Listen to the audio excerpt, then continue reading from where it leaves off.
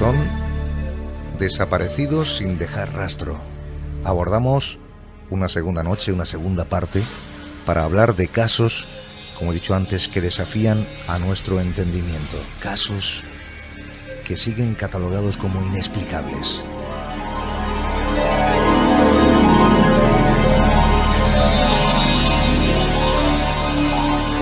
Pues la semana pasada estuvimos haciendo una leve introducción a este tipo de fenómeno, porque es ya un fenómeno. Hay más de 7.000 casos sin resolver, por ejemplo, aquí en España, en estos últimos 20 años. Y bueno, son estadísticas de desapariciones de personas que, de alguna forma, han desaparecido de su entorno, de sus casas, de sus familias, sin dejar paradero alguno. Y tampoco tenían motivos especiales para hacer esto. Simplemente son personas que un buen día han salido de su casa para no regresar nunca más. Los casos se amontonan y, lógicamente, los costes que esto supone al Estado son bastante altos. Hay toda una movilización con la Interpol, con policías de otros lugares, de otros países, para intentar buscar pues algún tipo de pista sobre las personas que desaparecen. Sin embargo, hay una cantidad de casos de los cuales no se sabe absolutamente nada. Ni siquiera se tiene una huella dactilar, un pelo, una uña, nada. Vamos a ir repasando algunos de estos casos que todavía están sin resolver y que, bueno, a algunos de ustedes les sonarán. A otros que son más jóvenes, pues les sorprenderán. Pero sobre todo, son casos de personas desaparecidas en muy extrañas circunstancias.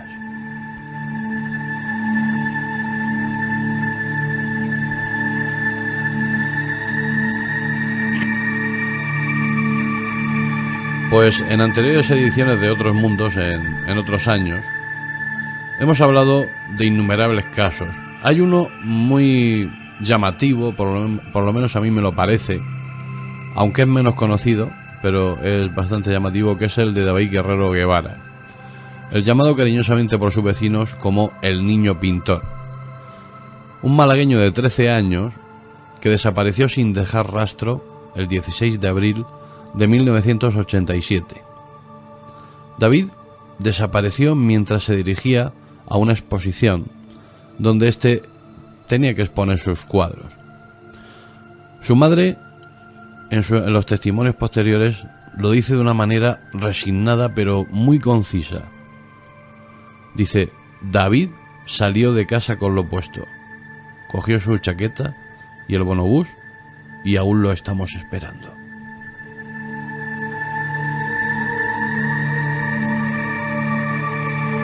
Desde entonces, nadie se puede explicar qué ocurrió en ese corto trayecto. ¿Qué tuvo que suceder como para que David se volatilizara literalmente en el aire? La policía, eso es lo que afirmó, Javier y queridos oyentes. Según el comisario de policía, se hizo lo humanamente posible, pero aquello era para volverse loco. Como antes he comentado y como sucede en otros casos, ni un pelo, ni una uña, y ni siquiera un testigo que pudiese arrojar alguna luz sobre el paradero de este pequeño. No hay nada concluyente que pueda ayudar a resolver este caso. Según los cuerpos de seguridad del Estado, se rastreó, se peinó la zona, se buscó. Bueno, todos recordamos, los que tenemos cierta edad, recordamos las paredes, las farolas, los postes forrados con esa característica foto del Niño Pintor de Málaga. Pero el sobrecogimiento de la opinión pública fue aún mayor, porque unos meses después los padres que tenían el alma en vilo, esperando esa llamada que les diera un poco de luz, en esos años posteriores recibieron todo tipo de visitas, ¿no? Visitas de gente más o menos con buenas o con malas intenciones, videntes que decían haberlo visto, incluso, bueno, gente que estaba de viaje por España o por Canarias y que lo habían visto en paseos marítimos dibujando, ¿no?, o pintando a las personas que por allí pasaban. Sin embargo, dentro de lo que uno puede pensar como escrúpulos que se pueden tener al respecto de este tipo de situaciones, lo que no logro entender es cómo esta gente se quería aprovechar del sufrimiento de esta familia. Pero sin embargo, pese a todo eso, Javier, había una cosa que todavía continuaba sin resolver, y era la desaparición de este chico. Nadie, por mucho que se visitó, por mucho que se preguntó, por mucho que se solicitó la ayuda de un programa como Quién sabe dónde, que todos recordamos, a pesar de todo este llamamiento, de esta gran cobertura mediática, no se pudo saber nada de este niño.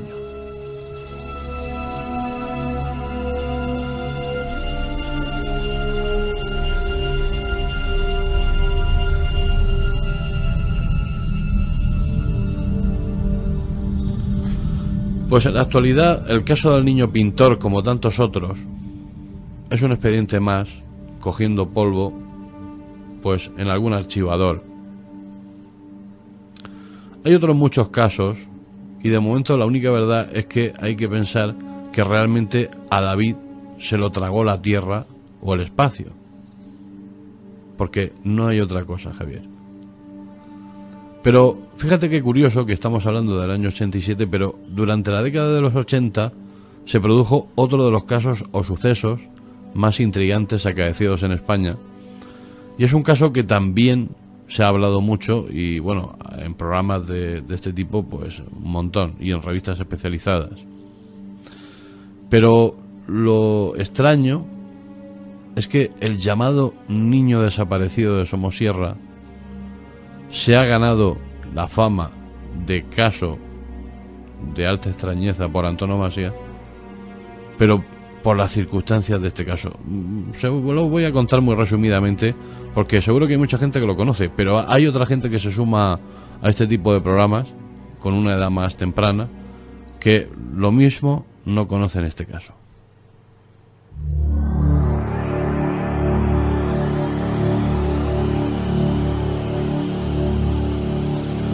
Pues el 26 de julio de 1986, un camión matrícula de Murcia, marca Volvo F12, comenzaba su ascenso al puerto de Somosierra, cubriendo ese tramo que antes era muy tortuoso y que antaño recorría la mítica carretera nacional 1. Según las crónicas y los testigos, serían cerca de las 7 de la mañana cuando el camión comenzó a iniciar el ascenso del puerto. Inexplicablemente comienza una carrera endiablada, derrapando peligrosamente entre las curvas, sin ningún motivo aparente, porque el vehículo en principio parecía normal hasta la última vez que paró. Sin embargo, había perdido los frenos y comenzó a bajar a una velocidad de 140 km por hora.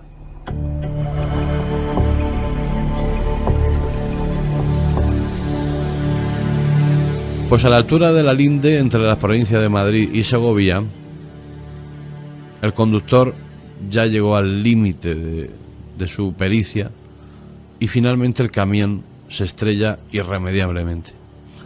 Pues a partir de ese momento se produce un panorama dantesco.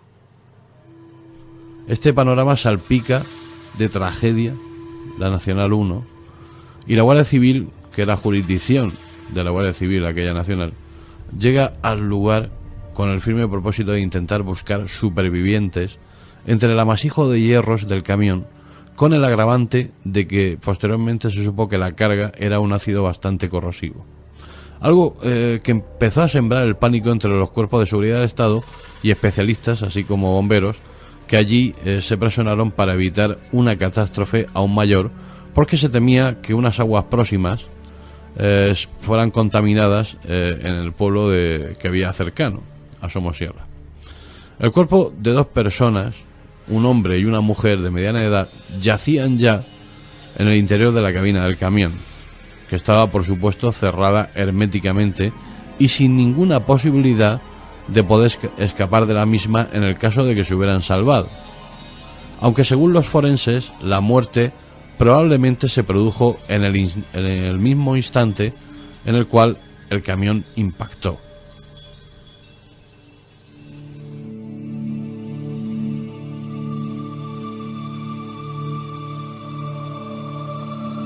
Pues en principio todo parecía indicar que se trataba de un accidente y ya no había nada más extraordinario que la propia tragedia de este suceso.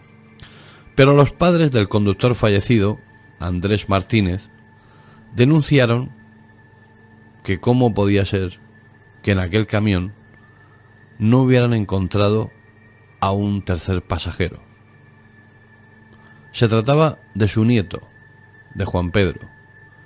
Este hecho se conoció al caer la tarde, y lo cierto es que desde que se produjo el accidente transcurrieron algunas horas. Los efectivos de la Guardia Civil, así como miembros de Protección Civil y personal que se reclutó del pueblo cercano de Noja, procedieron a una masiva búsqueda por los barrancos, por los terraplenes cercanos a esta tragedia. Y lo peinaron, la gente del pueblo que conocía muy bien la zona, peinaron absolutamente todo. Registraron arbustos, llamaron de viva voz a este niño, pero la búsqueda fue totalmente infructuosa.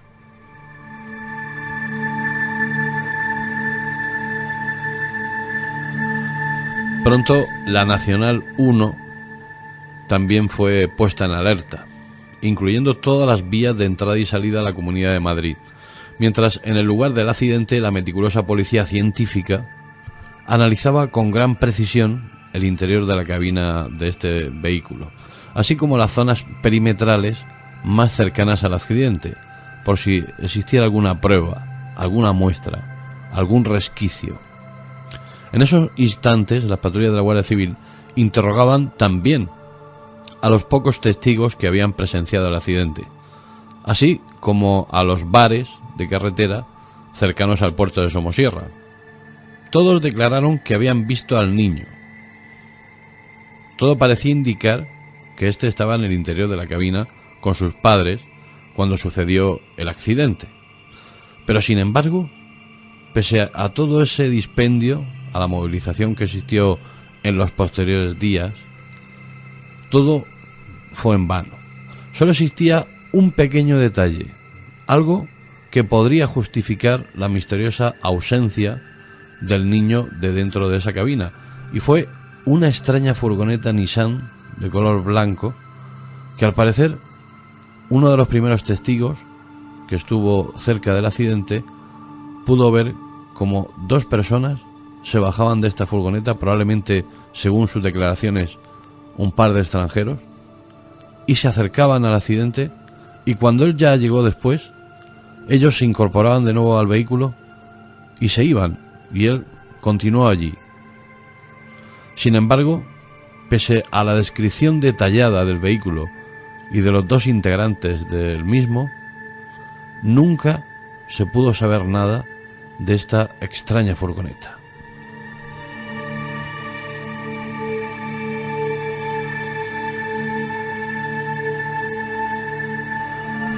Todas estas circunstancias sumadas, pues aún continúan sin respuesta alguna, mientras que en los años posteriores las hipótesis, a cual más loca o rocambolesca, proliferaron ante el evidente dolor y la ansiedad de la familia, que nunca ha perdido la esperanza de encontrar a Juan Pedro con vida.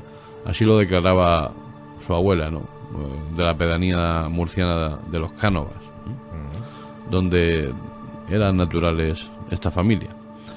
Pero, como verán, el caso de Juan Pedro es algo realmente insólito, Javier, porque fíjate que estuvieron buscando algún indicio dentro de la cabina que les indicara qué podía haber pasado, si había algún símbolo de violencia, si había alguna mancha de sangre, si de repente, bueno, pues incluso estuvieron tomando muestras de ese ácido corrosivo.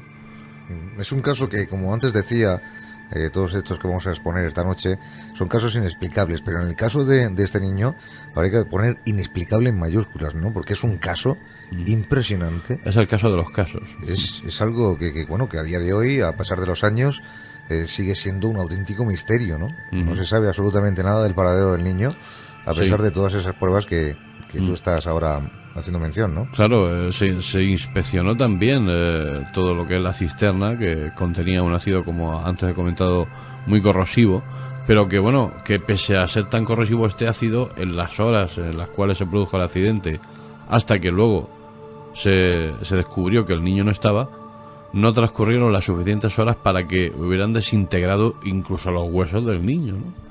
Si se hubiera expuesto a alguien a este ácido durante estas horas, pues hubiera consumido gran parte de la carne, pero por ejemplo el hueso se hubiera quedado intacto, ¿no? De momento. Porque para que este ácido actúe hasta ese punto, deberían de haber pasado pues, semanas incluso, ¿no? Y yo diría que hasta meses en esta exposición o en esta inmersión en ese ácido.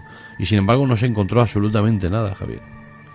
Ningún resto, ningún trozo de carne que no hubiera estado expuesto al ácido, nada. Ni siquiera un milímetro de ello. Efectivamente. Luego, bueno, lo que pasa es que en estos casos luego pasa, digamos, a posteriori pasa lo de siempre, ¿no? Que hay un periplo, hay una cantidad de llamadas de personas que dicen haber visto al niño, hay muchas hipótesis en las cuales incluso se hablaba de redes de organización de pedrastas, ¿no? Que podían haberse llevado al niño y haber traficado con él. Hablan de redes que se dedicaban al trasplante, a la venta de órganos para el trasplante, los típicos sacamantecas, ¿no? O los vampiros, ¿no? Que también llamados así, redes extranjeras, colombianas, sudamericanas, en general, o incluso de los países nórdicos, ¿no? Que también se habla de redes de pederastia que operan por allí. Pero bueno, de todas formas estamos hablando de 1986, con lo cual tampoco teníamos los medios que tenemos ahora para acceder a cierta información. Ahora, a través de Internet, uno puede casi al instante llevar a toda Europa y parte del mundo esta noticia, con lo cual incluso los cuerpos de seguridad del Estado y la Interpol y la Policía Internacional se puede poner manos a la obra mucho antes, ¿no? Para inmovilizar un posible desplazamiento de un vehículo hipotético que contenga a este niño y que lo esté llevando a alguna parte del interior de Europa, ¿no? Entonces esto es mucho más fácil. Sin embargo, en esta época pues era todo con teletipo, con fax, con teléfono, y era como mucho más lento, ¿no? El proceso de búsqueda de un posible secuestro. A mí me gustaría, Paco, esta noche ir aderezando todo esto con otros casos que hemos ido rescatando de algunos libros que hablan de hechos misteriosos, de apariciones y desapariciones inexplicables. Autores como Martin Walker, como Robert Anderson o, por ejemplo, Patrice Gaston, nos hablan de casos realmente inquietantes, como por ejemplo lo ocurrido en 1941. Un equipo de salvamento de Suiza sale a la búsqueda de 3 alpinistas de los que no se tenían noticias. Al cabo de unos días y de grandes esfuerzos, por fin aparecían las huellas de los 3 hombres. Parte del citado equipo de salvamento siguió las pisadas y con estupor comprobaron que se detenían de repente en el centro de una llanura nevada. No podían haber desaparecido tragados por alguna grieta, y más allá la nieve no presentaba ninguna huella. Sin embargo, a partir de los últimos pasos fueron descubiertos 3 agujeros irregulares que formaban un triángulo equilátero de casi 13 metros de lado. Dicen que como si un ingenio aéreo hubiera aterrizado allí sobre sus soportes y haberse llevado a estos alpinistas.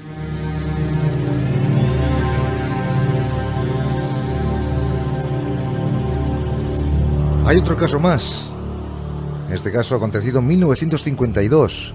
Tom Brooke, su mujer y su hijo, de 11 años de edad, marcharon de la casa de uno de sus amigos que se encontraba próxima a un bar a unos 60 kilómetros de Miami, en Florida, Estados Unidos. Los 3 miembros de la familia subieron a su vehículo a las 23:40 minutos de la... 11:40 de la noche, y partieron hacia su domicilio. Al día siguiente, a las 7:14 minutos de la mañana, la policía descubría un coche abandonado a unos 18 kilómetros del domicilio de sus amigos. Enseguida se comprobó que el vehículo pertenecía a los Brooke. Los faros se encontraban aún encendidos, una puerta había quedado abierta y fíjense qué dato, fíjense amigos, porque es algo a destacar. En esa puerta que había quedado abierta, el bolso de la mujer estaba abandonado en el asiento de atrás con una bonita suma de dinero dentro. Los policías siguieron las huellas que conducían a una pradera al borde de la carretera. Los Brooke habían caminado por ella una docena de pasos y después parecían haberse volatilizado. Sus huellas cesaban bruscamente sin volver hacia atrás. Nunca más se supo de esta familia. Pues hay casos que son iguales de sorprendentes que los 2 grandes casos de los que hemos hablado, ¿no? Del niño pintor y del niño desaparecido de Somosierra. Hay casos como el de Enrique B., vamos a poner B porque no se puede decir el apellido, así está de momento en las crónicas de sucesos. Un comercial almeriense que en el mes de agosto de 1982 desapareció mientras realizaba su ruta habitual por tierras del sur de España, concretamente en la carretera que une San Juan de los Terreros con la localidad de Vera. La última noticia que se supo de él fue que pasó una noche en un conocido hotel de carretera de la zona. Después no se tiene idea de nada. No hay vehículo, un Seat Super Mirafiori pues prácticamente nuevo, de color blanco. No hay persona. La Guardia Civil no comenta ningún accidente en la zona. No hay restos, no hay testigos que hayan visto el vehículo y no hay nada en general. Parece como si se volatilizara en la tarde-noche del 15 de agosto y nunca más se supo de él. Hay otro increíble caso, fíjate Javier, que los casos se suman y se suman en bastantes, en bastante medida. Y hay otro caso a destacar que fue el de Alfonso J., un jubilado de 67 años, que cada día realizaba un trayecto en bicicleta en una conocida urbanización de Salamanca. Los vecinos y el kiosquero siempre lo veían pasar con el mismo cometido. Compraba el periódico y pan fresco y unos bollos para el desayuno. Prácticamente esta operación la hacía a diario. Sin embargo, aquella fatídica mañana del mes de mayo de 1995, algo pareció cambiar en esa rutina constante. Alfonso nunca volvió de aquel paseo matutino. Lo único que se pudo encontrar fueron unas enigmáticas huellas de bicicleta que parecían parar de repente en un lugar de la cuneta de tierra que había al borde de la carretera. Según los testigos que lo vieron, parecía haber desaparecido una vez llegado a ese punto. No existía más explicación que esa. Como verán, esto, es algo realmente increíble, ¿no? De repente esa huella de bicicleta que llegan a un punto, se paran y es como si lo cogieran la bicicleta en volandas y se la llevaran por los aires, ¿no? Algo realmente increíble.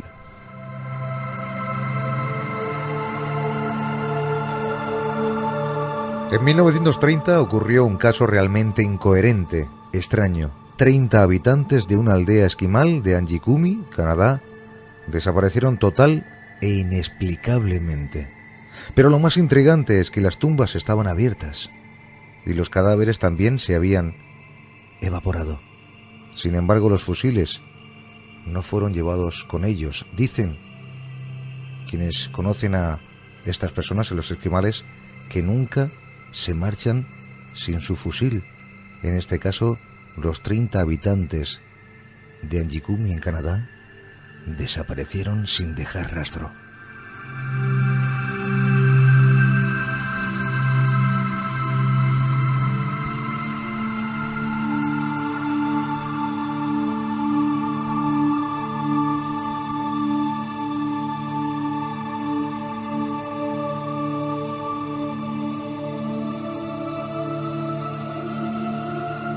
Antes les hablaba también del caso de los Bruck. Pues anoten o tomen nota del caso que viene a continuación. Es muy breve. Son 2 líneas. A unos 11 kilómetros del lugar donde había desaparecido esa familia, la familia Bruck, Mabel Twain desaparecía en la misma noche y de la misma forma. Estos expedientes, los de los Bruck y los de Mabel Twain, también fueron archivados y olvidados en algún cajón.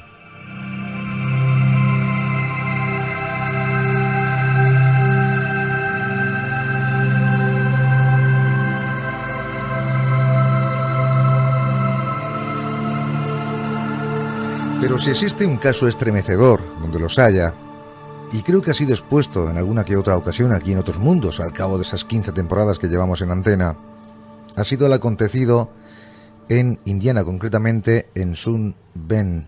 Allí un niño desaparecía de forma inexplicable. El niño en cuestión se llamaba Oliver Leach. En aquella noche de Navidad le enviaban al pozo, fuera de la casa, que cogiera un poco de agua para llevarlo al interior de la vivienda. Ahí se encontraba la familia, amigos, vecinos. De repente, los gritos de socorro del niño. Todo el mundo salió fuera y con estupor comprobaron que los gritos venían del cielo.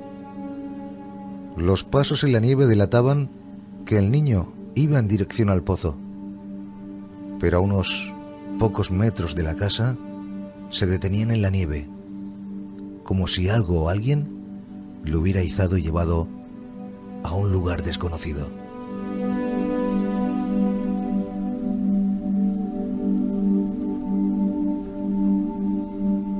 ¿A dónde van a parar esas personas que desaparecen de la faz de la Tierra? ¿Qué universo fantástico se nos abre a nosotros? ¿Qué frontera desconocida hay ahí que hace que muchas personas se volatilicen? Como habrán podido ustedes comprobar, esto ha sido simplemente una pequeña muestra de los más de 8.000 casos que están pendientes de resolver en el cajón de alguna brigada policial de la geografía española. Pero en Estados Unidos la cosa es todavía más sangrante. En Estados Unidos hay pues cerca de 50.000 desapariciones de alta extrañeza, de difícil explicación. Desapariciones que dejan tras de sí una familia rota y deshecha por el desconocimiento absoluto de qué le ha sucedido a esta persona tan querida. Son casos que no muestran pistas, huellas, en algunos casos ni siquiera testigos. Y lo más sorprendente de todo es que tampoco existen motivos aparentes para que sean por voluntad propia esas desapariciones.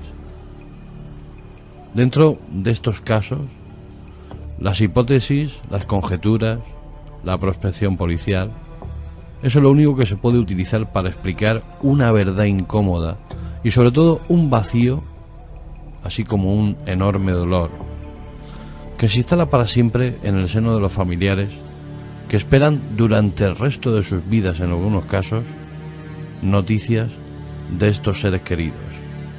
¿Quién sabe si no estamos ante un fenómeno inexplicable de una complejidad extrema, una complejidad que no cabe dentro de nuestra mente humana?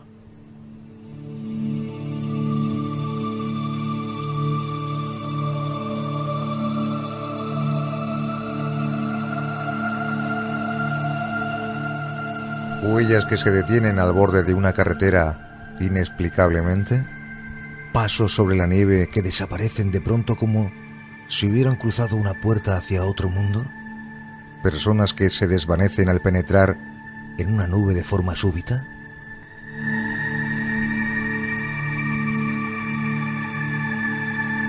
¿Qué es lo que hay ahí? ¿Se oculta una inteligencia desconocida? Por todo ello, por todo lo que encierran esta clase de manifestaciones, el fenómeno de las desapariciones, el secreto de los volatilizados en silencio, sí, esos desaparecidos sin dejar rastro, siguen siendo un enigma, siguen siendo un misterio.